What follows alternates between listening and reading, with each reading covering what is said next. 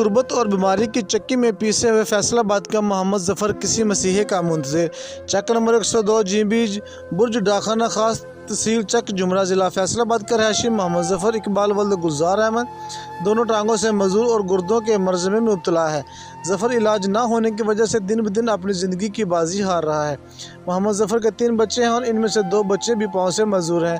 मोहम्मद ज़फ़र का कहना है कि ना तो मेरे पास पैसे हैं और जिससे मैं अपना इलाज करवा सकूं, और मेरे पास इतने भी पैसे नहीं हैं कि जिससे मैं अपने घर का चूल्हा जला सकूं। सरकारी अस्पतालों का चक्कर लगाकर मैं थक गया हूं, मगर मेरी कोई बात नहीं सुनता। प्राइवेट अस्पतालों का मैं खर्चा अफोर्ड नहीं कर सकता। ज़फ़र इकबाल का कहना है कि मेरी आला हकाम से अपील है कि खुदारा मेरी मदद कीजिए और मेरा इलाज करवाया जाए, ताकि मैं भी अपने बीवी बच्चों के साथ खुशी की ज़िंदगी गुजार सकूं। कैमरामैन टीम के साथ आबिद हुसैन, रावी रंग न्यूज़, फैसलाबाद। ਤੇ ਮੈਂ ਜਿਹੜਾ ਨਾ ਬੜੀ ਤਕਲੀਫ 'ਚ ਹਾਂ। ਮਿਹਰਬਾਨੀ ਤੁਸੀਂ ਜਿਹੜੀ ਹੈ ਨਾ ਮੇਰੀ ਇਮਦਾਦ ਕਰੋ।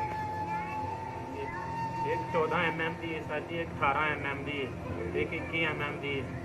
ਅਜ ਮੈਂ ਛਵਾਵਾਂ ਲਵਾਈਆਂ ਨੇ, ਛਵਾਵਾਂ ਨਾਲ ਵੀ ਬਹੁਤ ਜ਼ਿਆਦਾ ਮੇਰਾ ਪੈਸਾ ਲੱਗਾ ਹੈ, ਲੇਕਿਨ ਮੇਰੇ ਕੋਲ ਇਮਦਾਦ ਨਹੀਂ। ਮੈਂ ਆਪਣੇ ਐਕਸਰੇ ਵੀ ਕਰਾਏ ਨੇ, ਸਾਰਾ ਕੁਝ ਕਰਾਇਆ ਹੈ, ਲੇਕਿਨ ਮੈਂ ਮਜ਼ੀਦ ਆਪਣੇ ਨਹੀਂ ਇਲਾਜ ਕਰਾ ਸਕਦਾ, ਮੇਰੇ ਕੋਲ ਪੈਸੇ ਨਹੀਂ ਹੈ। ਤੇ ਕਿਸੇ ਹਸਪਤਾਲ ਗੌਰਮੈਂਟ 'ਚ ਵੀ ਕੋਈ ਨਹੀਂ ਮੇਰੀ ਸੁਣ ਰਿਹਾ ਹੈ। ਧੱਕੇ ਮਾਰ ਕੇ ਮੈਨੂੰ ਬਾਹਰ ਕੱਢ ਦਿੰਦੇ ਨੇ, ਆਉਂਦੇ ਨੇ ਪ੍ਰਾਈਵੇਟ ਹਸਪਤਾਲਾਂ ਜਾਣਾ, ਉਹਨਾਂ ਦੀ ਫੀਸ ਮੈਂ ਨਹੀਂ ਫੀਸ ਦੇ ਸਕਦਾ ਹੈ। ਬੜੀ ਮਿਹਰਬਾਨੀ ਤੁਸੀਂ ਮੇਰੀ ਇਮਦਾਦ ਕਰੋ, ਬੜੀ ਮਿਹਰਬਾਨੀ। ਮੈਂ ਬਹੁਤ ਮਜਬੂਰ ਹਾਂ ਤੇ ਤੁਸੀਂ ਮੇਰੀ ਇਮਦਾਦ ਕਰੋ, ਮੈਂ ਮਜਬੂਰ ਆਦਮੀ ਹਾਂ। ਬੜੀ ਮਿਹਰਬਾਨੀ।